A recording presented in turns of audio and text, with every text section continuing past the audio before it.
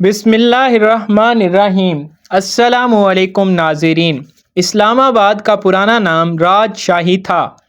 اسلام آباد میں 85 دیہات شامل تھے جو اسلام آباد کی تعمیر سے متاثر ہوئے، جن میں تقریباً 50,000 افراد آباد تھے۔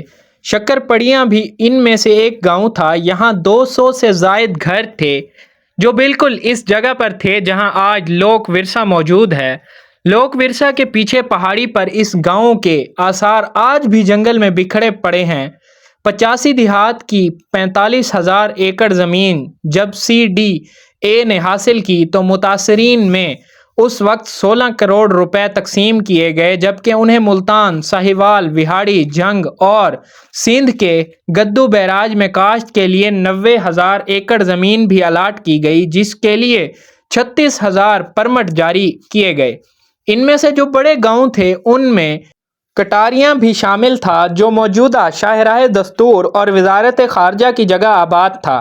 شکر پڑیاں لوک ورثہ کی جگہ بیسٹ ویسٹرن ہوٹل کے عقب میں سنبل کورک مری روڈ پر CDA فارم ہاؤسز کی جگہ گھج ریوٹ G6 میں بیچو E7 میں ڈھوک جیون F6 میں بانیا جناح سپر میں روپڑا G10 میں ٹھٹھا گوجراں I8 میں سنبل جاوا نڈالا اور نڈالا کلاں H8 میں جابو 0 پوائنٹ میں پتن میرٹ ہوٹل کی جگہ پہالاں H10 میں بھیگا سیداں کنونشن سینٹر کی جگہ بھانگڑی آب پارا کی جگہ باغ کلاں، اسی طرح راول ڈیم کی جگہ راول پھگڑیل، شکرہ، کماگری، کھڑپن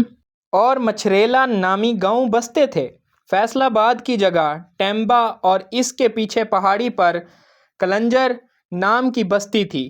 شکر پڑیاں میں گکھڑوں کی بگیال شاخ کے لوگ آباد تھے جنہیں ملک بوگا کی اولاد بتایا جاتا ہے۔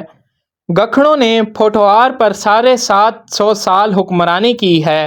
راولپنڈی کے گزٹیئر 1884 کے مطابق ضلع راولپنڈی کے 109 دیہات کے مالک گوجر اور 62 گکھڑوں کی ملکیت تھے۔